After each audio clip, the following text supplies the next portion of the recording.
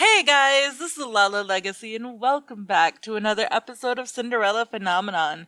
So, I am so sorry, guys, that I had to take another break. I am trying so hard to get back into a regular schedule again, but things keep happening to make it so hard to do. This last time, my grandmother, who is almost 90 years old, ended up in the hospital, and that is why I had to take a break for my own mental health. So, that's that. Um, I I'm gonna try to get back into a regular schedule like I have been trying. So let's jump back in. Sir Mithros holds out his hand for me, but I do not take it. I instinctively take a step back. Is something wrong? Where do you intend to take me? To your rightful place. I will take you back to the palace. How? No one there will believe you. And you knew who I was right from the beginning. Why did you not take me back to the palace earlier? Oh, excuse me. I apologize for the delay, but I was making preparations for your return. Preparations? You will find out soon enough. Can I really trust Sir Mithros? No. At this point, I'm not sure whom I am supposed to trust anymore. I would rather stay with Fritz. My eyes fly to Varg, but I do not sense any of Fritz's warmth on his face. His lips slowly curl into a smile when he meets my gaze. So the princess knows, huh? Where is Fritz? Sleeping. Should I wake him up for you? I am not in the mood for jokes, Varg. I want Fritz back. You wound me, princess. You choose him over me. I could protect you better than he can. His smile becomes more malicious when he sees the irritation on my face. I will be safer under Fritz's care. Oh, will you now? Because I'm confident you'll be safer under mine. Varg, do not be disrespectful to the princess. Varg scoffs, but says nothing more when Sir Mithros turns to me. Princess, it is of the utmost importance that you are kept safely away from the margin, and the palace is the safest place I could think of. And also, your mother requires something of you. What is he talking about? Mother is dead. Tell me what it is. I cannot talk about this here. Once you return to the palace, I will tell you all that you need to know. Right now, you must return to the palace to make the final arrangements. Varg will escort you to the Levertons so that you may gather your things. At dawn, come to the palace gates. I will ensure your entrance and safety from there. Until tomorrow, princess. Sir Mithros bows to me, but does not even spare Varg a glance as he walks away. I turn to look at Varg. It is still hard to believe that he and Fritz could possibly be the same person. His hair color, posture, and personality are all so different from Fritz. How could they be the same person? Do I have something on my face? I close the distance between us with a single step. Watch yourself, princess. I bite. You do not. Excuse you? Varg looks slightly shocked by my straightforwardness, which is surprising in and of itself. There is no reason for me to be afraid of you. If this is Sir Mithros' doing, then he won't let Varg hurt me. Mithros has a terrible habit of running his mouth, doesn't he? I ignored the flare of awareness in the pit of my stomach as I looked closely at Varg's face. They are the same height and build, but that is not so strange. I lean in closer still so that I can look past the shape of his mask. His eyes are the same. They are Fritz's eyes. I can no longer deny everything Sir Mithros and Delora have told me. The man standing before me is both Fritz and a stranger, one of the people I thought I knew best, but now I know nothing about. You are the Fritz's curse, but I have not heard of a fairy tale that involves two people sharing one body. Yeah, you really should brush up on your fairy tales. Varg's voice is suddenly lower, a low growl in his throat. I feel a shiver run down my spine. I try to run away, only to have my attempt thwarted by Varg, who stops me by reaching out to grab my arm. "You cannot hurt me even if you wanted to. Fritz would never." "Oh, but I'm not Fritz. Your sad little puppy knight might worship the ground you walk on. He might sit and beg for even a single scrap of your attention. But guess what? I'm not your dog." He abruptly releases me and turns swiftly on his heels before walking away, footsteps smooth. For a moment I stand there, shocked. How could he insult Fritz in such a manner if they are the same person? How could a curse change Fritz into someone like Varg? We're going to... say nothing. Why does he have to have that opinion of Fritz? If anything, Varg is the animal. Fritz is twice the man he is. Ooh. Varg continues to walk forward ever so slowly, but I remain rooted in place. Eventually, he whirls around and looks at me. "Any day now, princess." I study his expression and body language. While his glaring might have made me nervous earlier, it does not faze me now. "All this time I've been uneasy about you, even though it is your mission to keep me safe. But if that's the case, why do you seek to frighten and overpower me at every turn?" I raise my eyebrow at him, then take a confident step forward. This time it is Varg that shrinks away from me. "Does having to answer to Sir Mithros and Sir Alcaster chafe at you, Varg?" "I suspect it does. I know that Fritz sometimes struggles with their commands as well. Unlike you, however, Fritz does not take his frustrations out on other people. He does not lash out at others by scaring them. And he certainly does not protect people by stalking them from the shadows." Varg's hands clench over the cane as he glowers at me. "You always talk about that idiot. Do you know how sick I am of hearing about him? You want to know the truth, Melody? You're wondering how two personalities can share the same body. Well, sure, magic was the catalyst, but the other part of the magic, well, that was all Fritz." "What?" "You think Fritz is some great honorable knight. Well, if that was true, his intentions would need to be good to the core. And then, you know what? I wouldn't exist." "What is he suggesting?" "Can't make something from nothing. Some part of your precious Fritz became me, princess. There was already something dark and twisted in his soul. The curse just brought it to life, and now here I am." "No, you're wrong." "Fritz? Twisted and dark? I do not believe it." "I think I know Fitzgerald a lot better than you do, Melody. Don't think I act this way of my free will, at least not completely. I have these compulsions."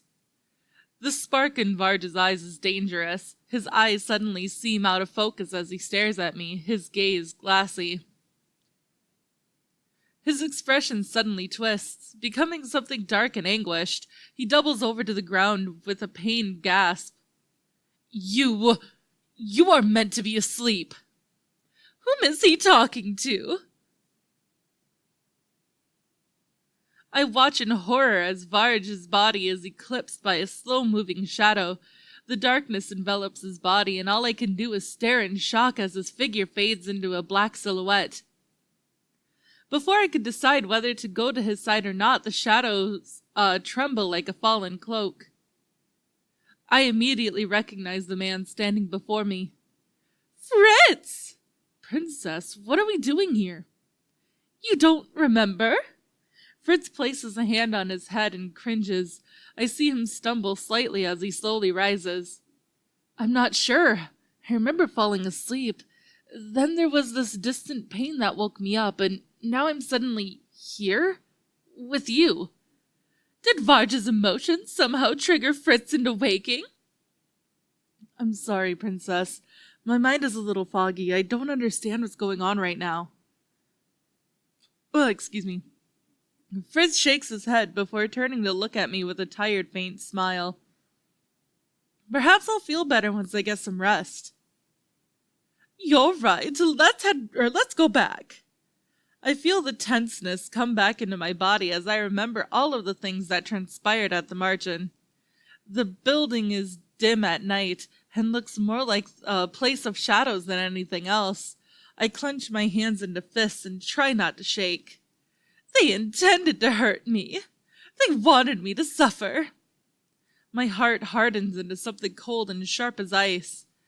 Their kindness was a lie. Mother taught me people were like this. I should have listened to her. I finally turn away from the margin with conviction. I am not meant to stay there. I must go back to where I belong. Melody, are you all right? Why wouldn't I be? Your personal maid left last night? Yes. Is it true that you caught her trying to steal one of your dolls? Why would I lie about that? I am sorry. Why? Because she betrayed your trust. Impossible! I did not trust her in the first place. But wasn't she with you for years? Yes. And you are not at all saddened by her change of heart? She saw the opening to take something from me and took it. I am not surprised nor sad. It was to be expected. All people use others to take things they want.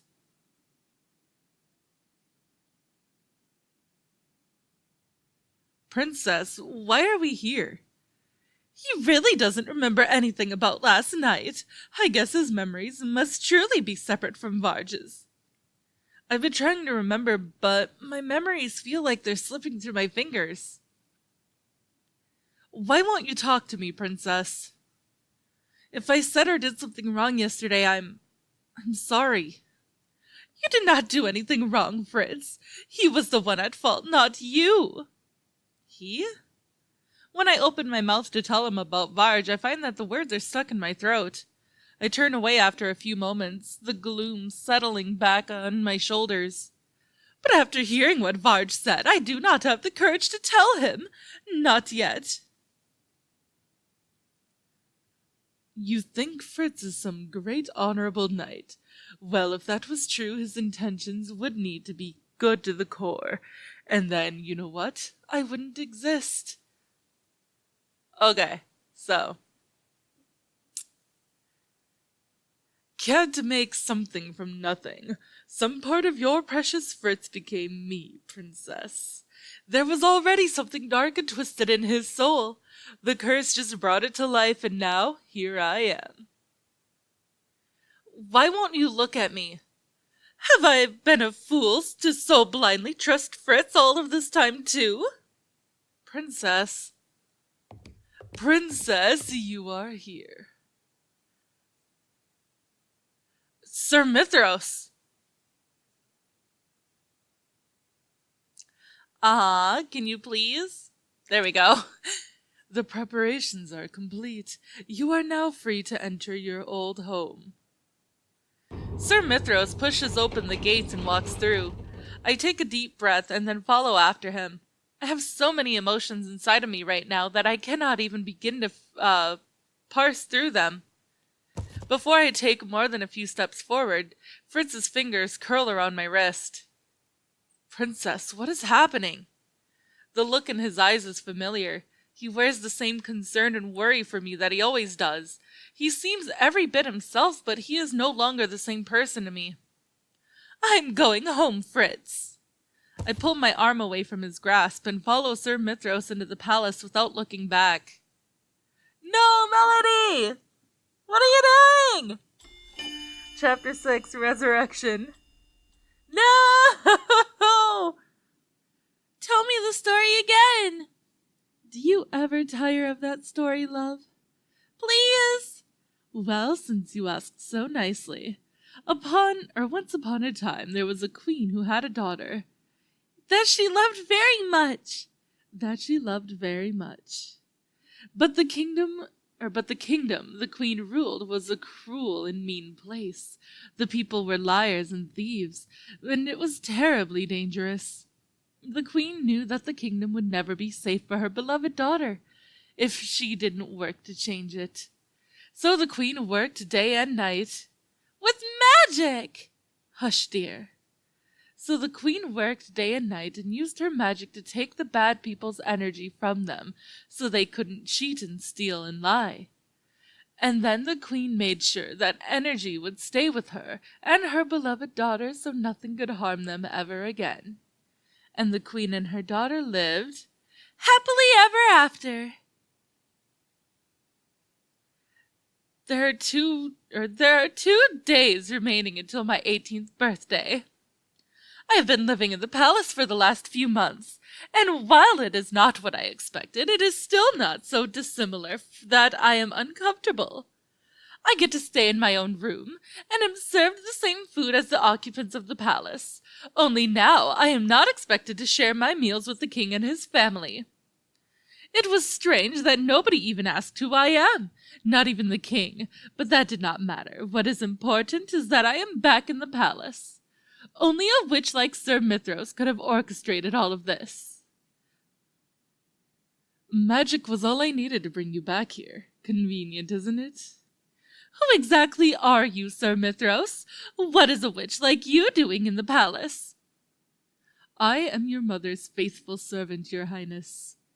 But I do not recall ever seeing you here until after Mother passed away. I did not work within the palace at the time, but once your mother passed, I took a job here to fulfill her wishes to protect you. I was consumed with worry when you disappeared all those months ago. I suspected immediately that you were cursed, and that the Lucius Bearer had acted to keep you concealed from me. If only you could understand the relief I felt when I learned that Fritz had found you.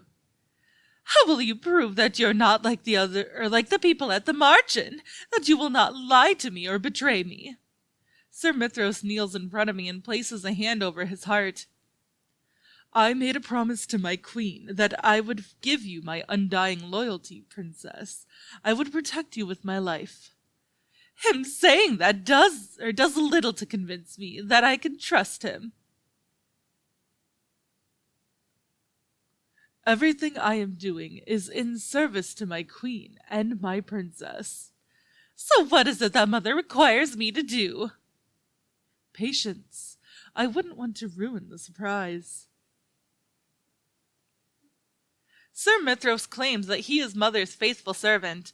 That should be enough reason for me to trust him, but I am still on edge. What is this purpose he has in store for me? Or is not purpose, surprise, sorry.